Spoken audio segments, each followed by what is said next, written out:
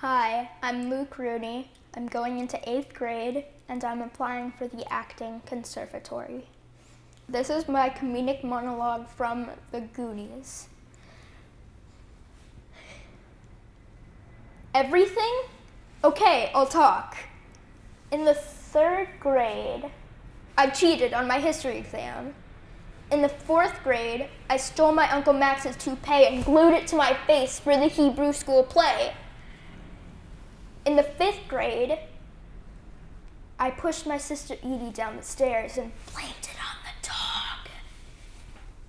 When my mom sent me to summer camp for fat kids, I pigged out on nuts when they served lunch and they kicked me out. But the worst thing I'd ever done, I mixed a pot of fake puke at home and I hid it in my jacket. And then I went to the nearest movie theater, climbed up to the balcony, and made a sound like, and I poured it all over the people in the audience. And then, and this is horrible, the people in the audience got sick and started throwing up on each other. It was the worst thing I'd ever done. This is my dramatic monologue from None. I remember when the apocalypse hit my country. People were plagued, left and right, and even my best friend fell right in front of me. And a few days later, the police came and took my sister and I. They put us in what I could best describe was some sort of concentration camp.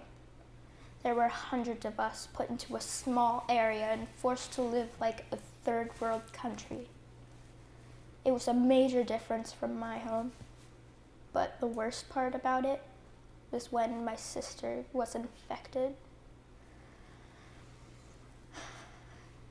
Her name was Celeste, and she was all that mattered to me after we were taken away from the rest of our family. She was almost 7 when it hit her. I noticed the symptoms almost immediately.